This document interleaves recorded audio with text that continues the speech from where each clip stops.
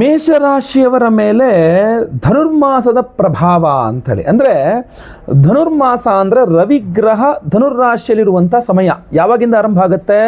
December 16ನೇ ತಾರೀಕಿಂದ 15ನೇ ತಾರೀಕು ರಾತ್ರಿ ಅಥವಾ 16ನೇ ಬೆಳಗಿನ ಜಾವದಿಂದ ಜನವರಿ 14ನೇ ತಾರೀಕಿನ ತನಕ ನಿಮಗೆ ಒಂದು ತಿಂಗಳ ಕಾಲ ಧನುರ್ರಾಶಿಯಲ್ಲಿ ರವಿಗ್ರಹ ಇರ್ತಾನೆ. ಅದನ್ನು ನಾವು ಧನುರ್ಮಾಸ ಅಂತ ಕರಿತೇವೆ. ಸೊ ಮೇಷರಾಶಿಯವರ ಮೇಲೆ ಧನುರ್ಮಾಸದ ಪ್ರಭಾವ ಯಾವ ರೀತಿಯಲ್ಲಿರಲಿದೆ, ಏನೇನು ವಿಶೇಷತೆ ಇತ್ಯಾದಿಗಳೆಲ್ಲವೂ ಸಹ ಸಂಪೂರ್ಣವಾಗಿ, ಆದರೆ ಸ್ವಲ್ಪ ಸಂಕ್ಷಿಪ್ತವಾಗಿ ನಿಮಗೆ ಈ ವಿಡಿಯೋದಲ್ಲಿ ನಾನು ತಿಳಿಸಿಕೊಡಲಿದ್ದೇನೆ. ನಮಸ್ಕಾರ, ನಾನು ವಿಠಲ್ ಭಟ್ ಮಾತಾಡ್ತಾ ಇರುವಂಥದ್ದು. ವಿಡಿಯೋ ಇಷ್ಟ ಆದರೆ ದಯವಿಟ್ಟು ಲೈಕ್ ಮಾಡ್ಲಿಕ್ಕೆ ಮರಿಬೇಡಿ. ಪ್ರತಿಯೊಬ್ಬ ಮೇಷರಾಶಿಯವರಿಗೆ ವಿಡಿಯೋ ರೀಚ್ ಆಗೋ ಥರ ದಯವಿಟ್ಟು ವಾಟ್ಸಪ್, ಫೇಸ್ಬುಕ್, ಮೆಸೆಂಜರ್, ಟೆಲಿಗ್ರಾಮ್ ಕಡೆ ಶೇರ್ ಮಾಡಲಿಕ್ಕೆ ಮರಿಬೇಡಿ. ನೀವೇನು ಫೇಸ್ಬುಕ್ಕಲ್ಲಿ ನೋಡ್ತಾ ಇದ್ರೆ ನಮ್ಮ ಪೇಜ್ ಫಾಲೋ ಮಾಡ್ಕೊಂಡಿಲ್ಲ ಅಂದರೆ ಫಾಲೋ ಮಾಡ್ಕೊಳ್ಳೋಕೆ ಮರಿಬೇಡಿ. ಹಾಗೂ ನೀವೇನಾದರೂ ಯೂಟ್ಯೂಬಲ್ಲಿ ವಿಡಿಯೋ ನೋಡ್ತಾ ಇದ್ರೆ ನಮ್ಮ ಚಾನಲ್ ಸಬ್ಸ್ಕ್ರೈಬ್ ಮಾಡ್ಕೊಳ್ಳಿ. ದಯವಿಟ್ಟು ಕಡೆ ಸಬ್ಸ್ಕ್ರೈಬ್ ಅಂತ ಬಟನ್ ಇರುತ್ತೆ, ಸಬ್ಸ್ಕ್ರೈಬ್ ಮಾಡಿಕೊಂಡು ಬೆಲ್ ಬಟನ್ ಒತ್ಕೊಂಡು ಆಲ್ ಅಂತ ಮಾಡ್ಲಿಕ್ಕೆ ದಯವಿಟ್ಟು ಮರಿಬೇಡಿ. ಬನ್ನಿ ವಿಡಿಯೋನ ಶುರು ಮಾಡೋಣ.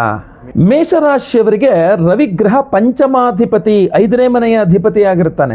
5ನೇ ಮನೆಯ ಅಧಿಪತಿಯಾದಂತಹ ರವಿಗ್ರಹ ಇಡೀ ಒಂದು ತಿಂಗಳು ಡಿಸೆಂಬರ್ 16ನೇ ತಾರೀಕಿಂದ ಜನವರಿ 14ನೇ ತಾರೀಕಿನ ತನಕ ಭಾಗ್ಯಸ್ಥಾನ ಧನುರ್ರಾಶಿಯಲ್ಲಿರ್ತಾನೆ, ಅಂದರೆ 9ನೇ ಮನೆಯಲ್ಲಿರ್ತಾನೆ. ಸೊ ಪಂಚಮಾಧಿಪತಿ ಭಾಗ್ಯದಲ್ಲಿರ್ತಾನೆ ಹಾಗೂ ತೃತೀಯವನ್ನು ವೀಕ್ಷಣೆ ಮಾಡ್ತಾನೆ. ಅಂದರೆ ಒಂದು ಅದ್ಭುತವಾದಂತಹ ರವಿಬಲ ಅಂತ ಹೇಳ್ಬೋದು, ಒಂದು ಅದೃಷ್ಟವನ್ನು ಕೊಡ್ತಕ್ಕಂಥದ್ದು. ಅಂದರೆ ಮೇಷರಾಶಿಯವರಿಗೆ ಧನುರ್ಮಾಸ ಒಂದು ಅದೃಷ್ಟ ಸಮಯ ಅಂತ ಹೇಳಿದ್ರೆ ತಪ್ಪಾಗ್ಲಿಕ್ಕಿಲ್ಲ ಅಂತ ಬಹುಶಃ. ಯಾಕೆ ಅಂತಂದ್ರೆ ನೀವು ಮೇಷರಾಶಿಯವರಾಗಿದ್ದು ಬಹಳಷ್ಟು ಆಸೆ ಆಕಾಂಕ್ಷೆಗಳು ಇಟ್ಕೊಂಡಿರ್ತೀರಿ. ಸೊ ಜೀವನದಲ್ಲಿ ಅದೃಷ್ಟ ಬೇಕು ಅನ್ಕೊಂಡಿರ್ತೀರಿ. ನೀವು ಬಯಸುವಂಥ ಅದೃಷ್ಟವನ್ನ ನಿಮ್ಮ ಜೀವನದಲ್ಲಿ ನಿಮಗೆ ಕೊಡ್ತಕ್ಕಂಥದ್ದು ಧನುರ್ಮಾಸ ಆಗಿರುವ ಸಾಧ್ಯತೆ ಇರ್ತದೆ. ನೋಡಿ, ಈ ರವಿಗ್ರಹ ಉದ್ಯೋಗಕಾರಕನಾಗಿರ್ತಾನೆ. ಸೊ ಅದರಿಂದ ನೀವು ಮೇಷರಾಶಿಯವರಾಗಿದ್ದು ಉದ್ಯೋಗ ಸಿಗಲಿಲ್ಲ ಅಂತ ಚಿಂತಾಕ್ರಾಂತರಾಗಿದ್ರೆ ಈ ಧನುರ್ಮಾಸದಲ್ಲಿ ಅದೃಷ್ಟವಶಾತ್ ಉದ್ಯೋಗ ಪ್ರಾಪ್ತಿಯಾಗುವಂಥ ಯೋಗ ಫಲ ಇರ್ತದೆ. ರವಿಯ ಆರಾಧನೆಯನ್ನು ಮಾಡಿಕೊಳ್ಬೇಕಾಗ್ತದೆ. ಇನ್ನು ನೀವು ಮೇಷರಾಶಿಯವರಾಗಿದ್ದು ಸಂತಾನ ಆಗಿಲ್ಲ ಅಂತ ಚಿಂತಾಕ್ರಾಂತರಾಗಿದ್ದರೆ ಧನುರ್ಮಾಸದಲ್ಲಿ ಮೇಷರಾಶಿಯವರು ಸಂತಾನಕ್ಕೆ ಪ್ರಯತ್ನ ಮಾಡಿದೆ. ಅಂದರೆ ಗಂಡ ಮೇಷರಾಶಿ ಅಥವಾ ಹೆಂಡತಿ ಮೇಷರಾಶಿ ಅಥವಾ ಇಬ್ಬರು ಮೇಷರಾಶಿ ಯಾವುದೇ ಆಗಿರಲಿ, ಇಬ್ಬರಲ್ಲಿ ಒಬ್ಬರು ಮೇಷರಾಶಿಯವರಾಗಿದ್ರೂ ಪರವಾಗಿಲ್ಲ, ಧನುರ್ಮಾಸದಲ್ಲಿ ಸಂತಾನಕ್ಕೋಸ್ಕರ ಪ್ರಯತ್ನ ಮಾಡಿದ್ರೆ ದಂಪತಿಗಳು, ಮೇಷರಾಶಿಯ ದಂಪತಿಗಳು ಖಂಡಿತವಾಗಿ ಸಂತಾನದ ಯುಗ ಫಲ ತುಂಬ ಜಾಸ್ತಿ ಇರುತ್ತೆ. ಹಾಗೂ ಇನ್ನೊಂದು ನೆನಪಿಟ್ಕೊಳ್ಳಿ, ಧನುರ್ಮಾಸದಲ್ಲಿ ಸಂತಾನಕ್ಕೆ ಪ್ರಯತ್ನ ಮಾಡಿ ಯಶಸ್ವಿಯಾದರೆ ಸಿಂಹ ಮಾಸದಲ್ಲಿ, ಅಂದರೆ ರವಿ ಸ್ವಸ್ಥಾನದಲ್ಲಿದ್ದಾಗ ಸಂತಾನ ಆಗುತ್ತೆ. ಅಪ್ಪನಿಗೆ ತುಂಬ ಒಳ್ಳೆಯದು ಗೊತ್ತಲ್ವಾ, ಮಗುವಿನ ತಂದೆಗೆ ತುಂಬ ಒಳ್ಳೆಯದು. ಆದ್ದರಿಂದ ನೀವು ಮೇಷರಾಶಿಯವರಾಗಿ ಸಂತಾನ ಇಲ್ಲದೆ ಚಿಂತಾಕ್ರಾಂತರಾಗಿದ್ದರೆ ಸಂತಾನಕ್ಕೆ ಪ್ರಯತ್ನ ಮಾಡಬೇಕು ಅಂದರೆ ಧನುರ್ಮಾಸದಲ್ಲಿಯೇ ಪ್ರಯತ್ನ ಮಾಡಿದ್ರೆ ಅತ್ಯುತ್ತಮ ಅನ್ನುವಂಥದ್ದು ನನ್ನ ಒಂದು ಸಲಹೆ ಆಗಿರ್ತದೆ. ಹಾಗೂ ಯಶಸ್ವಿ ಸಹ ಆಗುತ್ತದೆ.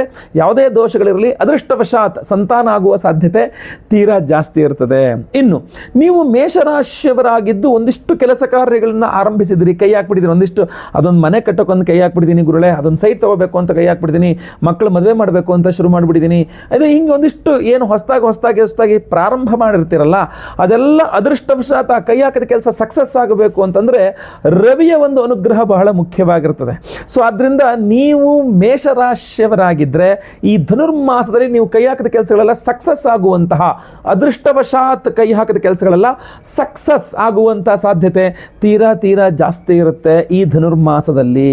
ಸೊ ಧನುರ್ಮಾಸ ಅನ್ನತಕ್ಕಂಥದ್ದು ಉದ್ಯೋಗದ ವಿಚಾರದಲ್ಲಿ ಕೂಡ ಅನುಕೂಲ ಮಾಡಿಕೊಟ್ಟಂತೆ ಹಲವಾರು ಬೇರೆ ಬೇರೆ ವಿಚಾರಗಳಲ್ಲಿ, ಸಂತಾನದ ವಿಚಾರದಲ್ಲಿ, ಕೈ ಹಾಕಿದ ಕೆಲಸಗಳ ಸಕ್ಸಸ್ ವಿಚಾರದಲ್ಲಿ ಹಲವಾರು ವಿಚಾರಗಳಲ್ಲಿ ಅನುಕೂಲ ಮಾಡಿಕೊಡಲಿದೆ. ಇನ್ನೊಂದು ರೇರ್ ಚಾನ್ಸ್, ಸ್ವಲ್ಪ ಚಿಕ್ಕ ಚಾನ್ಸ್ ಏನಪ್ಪ ಅಂದರೆ ವಿವಾಹದ ವಿಚಾರದಲ್ಲೂ ಅನುಕೂಲ ಮಾಡಿಕೊಡ್ತಕ್ಕಂಥದ್ದು. ಅಂದರೆ 9ನೇ ಮನೆಯಲ್ಲಿ ರವಿಗ್ರಹ, 9ನೇ ಮನೆಯ ಅಧಿಪತಿ ತೃತೀಯದಲ್ಲಿರ್ತಾನೆ, ಪಂಚಮಾಧಿಪತಿ ಭಾಗ್ಯದಲ್ಲಿ, ಭಾಗ್ಯಾಧಿಪತಿ ತೃತೀಯದಲ್ಲಿದ್ದು ಭಾಗ್ಯವನ್ನು ವೀಕ್ಷಣೆ ಮಾಡ್ತಾ ಇರ್ತಾನೆ. ಆದ್ದರಿಂದ ಕಾರಣ ಅವಿವಾಹಿತ ಮೇಷರಾಶಿಯರಿಗೊಂದು ಚಿಕ್ಕ ಸಾಧ್ಯತೆ ಹೇಳುವಂಥದ್ದು ವಿವಾಹ ಬಲ ಅನ್ನುವಂಥದ್ದು ಬರ್ತದೆ.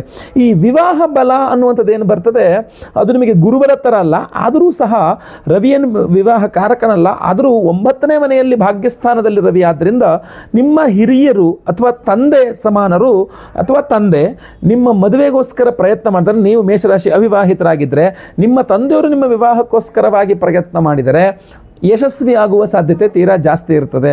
ಆಮೇಲೆ ವಿದೇಶಕ್ಕೆ ಹೋಗಲಿಕ್ಕೆ ಪ್ರಯಾಣ, ಅಂದರೆ ವಿದೇಶಕ್ಕೆ ಹೋಗಿ ಜಾಬ್ ಮಾಡಬೇಕು, ವಿದೇಶಕ್ಕೆ ಹೋಗಿ ಏನಾದ್ರು ಈ ಥರದ ಪ್ರಯತ್ನ ಮಾಡ್ತಾ ಇರ್ತಕ್ಕಂಥವ್ರಿಗೂ ಧನುರ್ಮಾಸ ಒಂದು ಸ್ವಲ್ಪ ಅನುಕೂಲವಾಗುವ ಸಾಧ್ಯತೆಗಳೇ ಜಾಸ್ತಿ ಇದೆ. ವಿವಾಹಾದಿ ವಿಚಾರ ಬಂದಾಗ ಏನಾಗುತ್ತೆ ಗೊತ್ತಾ, ಧನುರ್ಮಾಸದಲ್ಲಿ ಮದುವೆ ಮಾಡಲ್ಲ ಅಂತ. ಆಯಿತು, ಮದುವೆ ಮಾಡಬೇಡಿ, ಹೆಣ್ಣು ನೋಡಬಾರ್ದು ಗಂಡು ನೋಡಬಾರ್ದು ಅಂತ ಏನಿಲ್ಲ, ಯಾವ ಶಾಸ್ತ್ರದಲ್ಲೋ ಇಲ್ಲ. ನೀವು ನೋಡುವ ಪ್ರಯತ್ನನಾರು ಮಾಡಿ ಅಂತ. ಮದುವೆ ಬೇಕಾದ್ರೆ ಮಾಘ ಮಾಸದಲ್ಲಿ ಮಾಡ್ಕೊಳ್ಳಿ, ಆಮೇಲೆ ಮಾಡ್ಕೊಳ್ಳಿ. ಆದರೆ ಅಟ್ಲೀಸ್ಟ್ ಹುಡುಕುವ ಒಂದು ಚಿಕ್ಕ ಸಾಧ್ಯತೆ, ಪ್ರಯತ್ನ ಯಶಸ್ವಿಯಾಗುವ ಅವಕಾಶ ಇದ್ದಾಗ ಅದನ್ನು ಬಳಸ್ಕೊಳ್ತಕ್ಕಂಥದ್ದು ಬುದ್ಧಿವಂತಿಕೆ ಆಗಿರ್ತದೆ ಅಂತ. ಹೀಗೆ ಧನುರ್ಮಾಸ ಮೇಷರಾಶಿಯವರಿಗೆ ಹೀಗೆ ಹಲವಾರು ವಿಚಾರಗಳಲ್ಲಿ ಅನುಕೂಲತೆಗಳನ್ನು, ಆಶೀರ್ವಾದವನ್ನು, ಒಂದು ಅದೃಷ್ಟವನ್ನು ತರುವಂಥ ಮಾಸವಾಗಲಿದೆ. ಸೊ ಆದರೆ ನೀವು ಅದನ್ನು ಬಳಸ್ಕೊಳ್ಬೇಕು. ಇಲ್ಲಿ ಒಂದು ಚೂರು ಚಿಕ್ಕ ಪ್ರಮಾಣದ ಎಚ್ಚರಿಕೆಯನ್ನು ಸಹ ಕೊಟ್ಟು ಬಿಡ್ತೇನೆ. ಮೇಷರಾಶಿಯವರಿಗೆ ಧನುರ್ಮಾಸದಲ್ಲಿ 80% ಪಾಸಿಟಿವ್ ಇದ್ದರೂ ಒಂದು 20%, ಒಂದು 20% ಸ್ವಲ್ಪ ಸಮಸ್ಯೆ ಆಗ್ಬೋದು. ಏನಪ್ಪ ಅಂದರೆ ತಂದೆಯೊಂದಿಗೆ ಸ್ವಲ್ಪ ಮನಸ್ತಾಪ ಆಗಬಹುದು, ತಂದೆಯೊಂದಿಗೆ ಜಗಳ ಮನಸ್ತಾಪಗಳಾಗಬಹುದು, ತಂದೆಯವರ ಆರೋಗ್ಯ ಸ್ವಲ್ಪ ಹದಗೆಡುವ ಸಾಧ್ಯತೆ ಇರ್ತದೆ. ಪಿತ್ರಾರ್ಜಿತ ಆಸ್ತಿ ತಂದೆಯ ಮುಖಾಂತರ ಬರಬೇಕು ಅಂದಾಗ ಸ್ವಲ್ಪ ಅದರಲ್ಲಿ ಸ್ವಲ್ಪ ಹೆಚ್ಚು ಕಡಿಮೆ ಆಗುವ ಸಾಧ್ಯತೆ ಇರ್ತದೆ. ಸೊ ತಂದೆಯ ವಿಚಾರದಲ್ಲಿ ಸ್ವಲ್ಪ ಅನಾನುಕೂಲತೆಗಳಿದೆ ವಿನಃ ಅದನ್ನು ಹೊರತುಪಡಿಸಿದರೆ ಇನ್ನೆಲ್ಲ ಮಿಕ್ಕ ವಿಚಾರಗಳು ಚೆನ್ನಾಗಿದೆ. ಸೊ ನೀವು ಮೇಷರಾಶಿಯರು ದಯವಿಟ್ಟು ತಂದೆಯವರೊಂದಿಗೆ ಜಗಳ ಮನಸ್ತಾಪಗಳನ್ನ ಮಾಡ್ಕೊಳ್ಳೋಕೆ ಹೋಗಬೇಡಿ. ಈ ಧನುರ್ಮಾಸದಲ್ಲಿ ಪ್ರತಿದಿನ ಮೇಷರಾಶಿಯವರು ಆದಿತ್ಯ ಹೃದಯ ಸ್ತೋತ್ರವನ್ನು ಒಂದೇ ನೀವೇ ಓದ್ಕೊಳ್ಳಿ, ಇಲ್ಲ ಪ್ರತಿದಿನ ಕೇಳಿಸ್ಕೊಳ್ಳಿ, ತುಂಬ ಒಳ್ಳೆಯದು. ಓಂ ಸೂರ್ಯನಾರಾಯಣಾಯ ನಮಃ, ಓಂ ಸೂರ್ಯನಾರಾಯಣಾಯ ನಮಃ 108 ಬಾರಿ ಜಪ ಮಾಡಿ. ನೀವು ಯಾರು ನೋಡ್ತಾ ಇದ್ರೆ ವಿಡಿಯೋ ಕಮೆಂಟ್ ಮಾಡಿ, ನೀವು ನೋಡ್ತಾ ಇದ್ರೆ ಇಲ್ಲಿ ತನಕ ವಿಡಿಯೋ ನೋಡಿದ್ರೆ ನನಗೂ ಗೊತ್ತಾಗುತ್ತೆ. ಓಂ ಸೂರ್ಯನಾರಾಯಣಾಯ ನಮಃ ಅಂಥೇಳಿ. ಸೊ ಆ ಥರ ಮಂತ್ರವನ್ನು ಜಪವನ್ನು ಮಾಡಿ, ರವಿಗ್ರಹದ ಅಷ್ಟೋತ್ತರವನ್ನು ಪಠನೆ ಮಾಡಿ, ತುಂಬ ಸಹಾಯಕವಾಗಿರ್ತದೆ ನಿಮಗೆ. ಇಲ್ಲಾಂದ್ರೆ ಒಂದು ಅದ್ಭುತವಾದ ವಿಶೇಷವಾದ ಪರಿಹಾರವನ್ನು ನಾವು ಸಹ ಮಾಡ್ತಾ ಇದ್ದೇವೆ. ವೀಕ್ಷಕರೇ, ಡಿಸೆಂಬರ್ 20ನೇ ತಾರೀಕು ಧನುರ್ಮಾಸ ಆರಂಭವಾಗಿಬಿಟ್ಟಿರುತ್ತೆ. ಬಟ್ ಆ ಸಮಯ ಬಹಳ ಚೆನ್ನಾಗಿದೆ ಅನ್ನೋ ಕಾರಣ ಹೇಳ್ತಾ ಇದ್ದೇನೆ. ಡಿಸೆಂಬರ್ 20ನೇ ತಾರೀಕು ಶನಿವಾರ ಅಮಾವಾಸ್ಯೆ ದಿವಸ, ಶನಿವಾರ ಅಮಾವಾಸ್ಯೆ ಬಹಳ ಒಳ್ಳೆಯ ಒಂದು ಕಾಂಬಿನೇಷನ್ ಅದು. ಸೊ ಮಾರ್ಗಶೀರ್ಷ ಮಾಸದ ಈ ಅಮಾವಾಸ್ಯೆ ಡಿಸೆಂಬರ್ 20ನೇ ತಾರೀಕಿದೆ. ಆವತ್ತಿನ ದಿವಸ ನಾವು ಬಹಳ ವಿಶೇಷವಾದಂತಹ ದೇವತಾರಾಧನೆಗಳು, ನಿಮ್ಮ ಸಮಸ್ಯೆಗೆ ವಿಶೇಷ ಪರಿಹಾರಗಳನ್ನು ನಾವು ಮಾಡ್ತಾ ಇದ್ದೇವೆ. ಅದರಲ್ಲೂ ವಿಶೇಷವಾಗಿ ನೀವು ದೃಷ್ಟಿ ದೋಷದಿಂದ ಚಿಂತಾಕ್ರಾಂತರಾಗಿದ್ದರೆ, ಬಟ್ ಗುರುಳೆ ಎಲ್ಲಿ ನೋಡ್ಲಿ ಗುರುಳೆ, ಈ ಸುಮ್ಮನೆ ಮನೆಯಿಂದ ಹೊರಗಡೆ ನಾರ್ಮಲ್ ಬಟ್ಟೆ ಹಾಕೊಂಡು ಹೋದ್ರೂ ದೃಷ್ಟಿ ಆಗ್ಬಿಡುತ್ತೆ. ಕೆಲಸದಲ್ಲಿ ದೃಷ್ಟಿ, ಬಿಸ್ನೆಸ್ ವ್ಯಾಪಾರದಲ್ಲಿ ದೃಷ್ಟಿ, ಅಂಗಡಿಯಲ್ಲಿ ದೃಷ್ಟಿ, ಹಣಕಾಸಿನ ವಿಚಾರದಲ್ಲಿ ದೃಷ್ಟಿ, ದೃಷ್ಟಿಯಾಗಿ ವಿವಾಹದಲ್ಲಿ ವಿಘ್ನಗಳು, ದೃಷ್ಟಿಯಾಗಿ ದಾಂಪತ್ಯದಲ್ಲಿ ವಿಘ್ನಗಳು, ದೃಷ್ಟಿಯಾಗಿ ಮಕ್ಕಳಿಗೆ ಸಮಸ್ಯೆಗಳು. ಹೀಗೆ ದೃಷ್ಟಿ ದೋಷದಿಂದಾಗಿ ಬಹಳಷ್ಟು ನೀವು ಕಷ್ಟಪಡ್ತಾ ಇದ್ರೆ, ಯಾಕೆಂದ್ರೆ ನಾವು ಮನುಷ್ಯನ ಹಿಡ್ಕೋಬಹುದು, ಮನುಷ್ಯನ ಮನಸ್ಸನ್ನು ಹಿಡ್ಕೊಳ್ಳೋಕ್ಕಾಗಲ್ಲ ಅಲ್ವಾ. ಸೊ ಅದರಿಂದಾಗಿ ಇರತಕ್ಕಂಥ ವಿಚಾರ ಏನಂದ್ರೆ ನಾವು ದೃಷ್ಟಿಯಿಂದ ನಮ್ಮ ರಕ್ಷಣೆಯನ್ನು ನಾವು ಮಾಡ್ಕೊಳ್ಬೇಕು. ಊರ ಮೇಲಿರೋ ಮುಳ್ಳೆಲ್ಲ ತೆಗಿಯೋಕ್ಕಾಗಲ್ಲಪ್ಪ, ನನ್ನ ಕೈ ಚಪ್ಪಲಿ ಹಾಕಿ ಓಡಾಡಬೇಕು ಅನ್ನೋ ಥರ. ಸೊ ಅದರಿಂದ ಆ ಒಂದು ವಿಶೇಷವಾದಂತಹ ದೃಷ್ಟಿ ದೋಷವನ್ನು ನಿವಾರಣೆ ಮಾಡ್ತಕ್ಕಂಥ ಒಂದು ವಿಶೇಷ ಪರಿಹಾರವನ್ನು ನಾವು ಮಾಡ್ತಾ ಇದ್ದೇವೆ. ಅದುವೇ ಕುದೃಷ್ಟಿ ಪರಿಹಾರ ಹೋಮ. ಅದು ಅವತ್ತಿನ ದಿವಸ ಕೇತು ಜಯಂತಿ ಸಹ ಇದೆ. ಕೇತು ನಿಮಗೆ ದೃಷ್ಟಿಕಾರಕನಾಗಿರ್ತಾನೋ.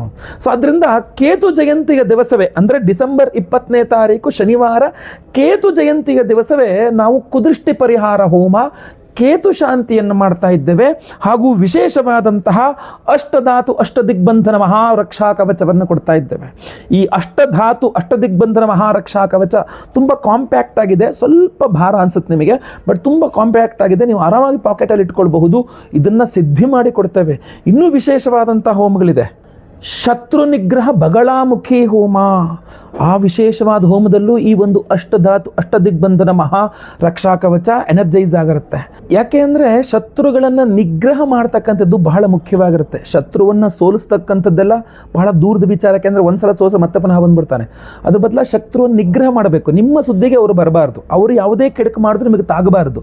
ನಿಮ್ಮ ವ್ಯವಹಾರ, ನಿಮ್ಮ ಕೆಲಸಗಳು, ನಿಮ್ಮ ಕಾರ್ಯಗಳು, ನಿಮ್ಮ ಜೀವನ ನಿಮ್ಮ ಸುಗಮವಾಗಿ ನಡೆಸ್ಕೊಂಡು ಹೋಗಬೇಕು. ದೃಷ್ಟಿಯೂ ನಿಮಗೆ ತಾಗಬಾರದು, ಮಾಟಮಂತ್ರವೂ ನಿಮಗೆ ತಾಗಬಾರದು, ಶತ್ರುಬಾಧೆಯೂ ನಿಮಗೆ ತಾಗಬಾರದು. ಅದಕ್ಕೋಸ್ಕರವಾಗಿ ಶತ್ರು ನಿಗ್ರಹ ಬಗಳಾಮುಖಿ ಹೋಮ, ಕುದೃಷ್ಟಿ ಪರಿಹಾರ ಹೋಮ, ಜೊತೆಯಲ್ಲಿ ಎಲ್ಲ ವಿಘ್ನಗಳ ನಿವಾರಣೆ ಮಾಡ್ತಕ್ಕಂಥ ಕೇತು ಶಾಂತಿ ಹೋಮ. ಆಬ್ಸ್ಟ್ಯಾಕಲ್ಸ್ ಕ್ರಿಯೇಟರ್ ಅಂತ, ವಿಘ್ನಕಾರಕನಾಗಿರುತ್ತಾನೆ ಕೇತು ಗ್ರಹ. ಅದಕ್ಕೋಸ್ಕರ ಗಣಪತಿಯನ್ನು ಆರಾಧನೆ ಮಾಡ್ತೇವೆ ಕೇತು ಶಾಂತಿಗೋಸ್ಕರ. ಸೊ ಅದರಿಂದ ನಾವು ಬಹಳವಾಗಿ ಹೇಳ್ತಕ್ಕಂಥದ್ದು ಏನಂದರೆ, ಅವತ್ತಿನ ದಿವಸ ನಾವು ಕೇತು ಶಾಂತಿ ಹೋಮ, ಶತ್ರು ನಿಗ್ರಹ ಬಗಳಾಮುಖಿ ಹೋಮ, ಕುದೃಷ್ಟಿ ಪರಿಹಾರ ಹೋಮ ಅಷ್ಟೇ ಅಲ್ಲ, ಅವಿವಾಹಿತರಿಗೆ ವಿವಾಹ ಸಿದ್ಧಿಯಾಗಬೇಕು, ವಿವಾಹಿತರಿಗೆ ಅನ್ಯೋನ್ಯ ಸುಖ ದಾಂಪತ್ಯ ಜೀವನ ಸಿಗಬೇಕು ಅಂತ ಸ್ವಯಂವರ ಪಾರ್ವತಿ ಹೋಮವನ್ನು ಮಾಡ್ತಾ ಇದ್ದೇವೆ. ಇನ್ನು ಗುರುಬಲ ಇಲ್ಲದವರಿಗೆ ಗುರುಬಲ ಸಿಗಬೇಕು, ಗುರುಬಲ ಇರ್ತಕ್ಕಂಥವ್ರಿಗೆ ಗುರುಬಲ ಕೆಲಸ ಮಾಡಲಿಕ್ಕೆ ಶುರು ಮಾಡಬೇಕು, ಗುರುಶಾಂತಿ ಹೋಮವನ್ನು ಮಾಡ್ತಾ ಇದ್ದೇವೆ. ಪಂಚಮ ಶನಿ, ಅಷ್ಟಮ ಶನಿ, ಅರ್ಧಾಷ್ಟಮ ಶನಿ, ಸಾಡೆ ಸಾತಿ, ಶನಿ ಮಹಾದಶ, ಅಂತರ್ದಶ, ಸೂಕ್ಷ್ಮದಶ, ಪ್ರಾಣದಶ, ಯಾವುದೇ ರೀತಿಯ ಶನಿ ಪ್ರಭಾವ ಇದ್ರೂ, ದುಷ್ಪ್ರಭಾವ ಇದ್ದರೆ ಪರಿಹಾರವಾಗಬೇಕು ಅದು ಶನಿ ಶಾಂತಿ ಹೋಮವನ್ನು ಮಾಡ್ತಾ ಇದ್ದೇವೆ. ನವಗ್ರಹ ಶಾಂತಿ ಹೋಮಗಳನ್ನು ಮಾಡ್ತಾ ಇದ್ದೇವೆ. ಈ ಎಲ್ಲ ಹೋಮಗಳಲ್ಲಿ ಶನಿವಾರ ಅಮಾವಾಸ್ಯೆ, ಮಾರ್ಗಶೀರ್ಷ ಅಮಾವಾಸ್ಯೆ ದಿವಸ ಈ ಅಷ್ಟಧಾತು ಅಷ್ಟದಿಗ್ಬಂಧನ ಮಹಾರಕ್ಷಾ ಕವಚವನ್ನು ಎನರ್ಜೈಸ್ ಮಾಡಿ ಕೊಡ್ತಾ ಇದ್ದೇವೆ.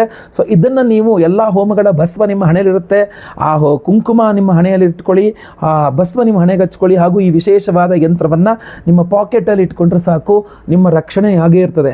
ಯಾಕೆ ಅಂದರೆ ಬಹಳ ಜನ ಕೇಳ್ತಿರ್ತೀವಿ, ನಾನು ಒಂದು ರಕ್ಷಣೆಗೆ ಏನಾರು ಒಂದು ಕುಡಿ ನಾವು ಇಟ್ಕೊಳ್ಳುವಂಥದ್ದು ಅಂತ. ಸೊ ಅದರಿಂದ ಇದು ಯಾವ ರೀತಿಯಲ್ಲಿ ಅಂದರೆ, ಏನಾದ್ರು ನಿಮಗೆ ಮೈಲಿಗೆ ಇತ್ಯಾದಿ ಅನಿಸಿದ್ರೆ ನೀವು ಅದನ್ನು ತೆಗೆದು ಎಲ್ಲರೂ ಇಟ್ಬಿಟ್ಟು ಹೊರಗಡೆ ಹೋಗಿ ಬಂದರೆ ಆಯ್ತಷ್ಟೇ. ಸೊ ಇವತ್ತು ಹೋದಾಗ ಇಲ್ಲಿ ಎಲ್ಲರೂ ಮೈಲಿಗೆ ಮೇಲೆ ಇಟ್ಕೊಳ್ಳಿ, ಏನೂ ತೊಂದರೆ ಇಲ್ಲ. ಬೇಕಾದಾಗ ಅದನ್ನು ತಗೊಂಡೋಗಿ. ಇವಾಗ ಯಾವುದೋ ಒಂದು ಮದುವೆ ಅಟೆಂಡ್ ಮಾಡ್ತಾ ಇದ್ದೀರಾ, ತುಂಬ ದೃಷ್ಟಿ ಆಗಿಬಿಡುತ್ತೆ. ಯಾವುದೋ ಒಂದು ಇದು ತುಂಬ ಇಂಪಾರ್ಟೆಂಟ್ ಇವೆಂಟ್ಗೆ ಹೋಗ್ತಾ ಇದ್ದಾರೆ, ತುಂಬ ಇಂಪಾರ್ಟೆಂಟ್ ಇರ್ತದೆ ಅದು.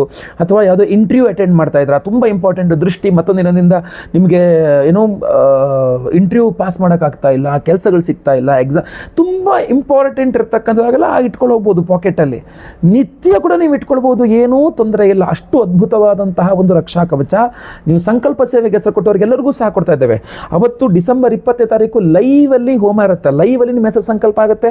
ಎಲ್ಲ ಹೋಮ ಲೈವ್ ನೋಡ್ತೀರಾ. ಪ್ರಸಾದ ನಿಮಗೆ ಎಲ್ಲ ಹೋಮಗಳ ಭಸ್ಮ, ಕುಂಕುಮಾರ್ಚನೆ, ಕುಂಕುಮ ಪ್ರಸಾದ ಜೊತೆಗೆ ಈ ವಿಶೇಷವಾದ ಅಷ್ಟದಿಗ್ಬಂಧನ ಹಾಗೂ ಅಷ್ಟಧಾತು ಅಷ್ಟದಿಗ್ಬಂಧನ ಮಹಾರಕ್ಷಾ ಕವಚ ನಿಮಗೆ ನಾವು ಸ್ಪೀಡ್ ಪೋಸ್ಟ್ ಮೂಲಕ ನಾವು ಕಳಿಸ್ಕೊಡ್ತೇವೆ. ಸೊ ಸಂಕಲ್ಪ ಸೇವೆಗೆ ಹೆಸರು ಕೊಡೋರು ಸ್ಕ್ರೀನ್ ಮೇಲೆ ಕಾಣುವಂಥ ನಂಬರ್ಗೆ ನಿಮ್ಮ ಹೆಸರು, ಗೋತ್ರ ಗೊತ್ತಿದ್ರೆ, ನಕ್ಷತ್ರ ಗೊತ್ತಿದ್ರೆ, ರಾಶಿ ಗೊತ್ತಿದ್ರೆ ಬೇಗ ವಾಟ್ಸಪ್ ಮಾಡ್ಕೊಳ್ಳಿ.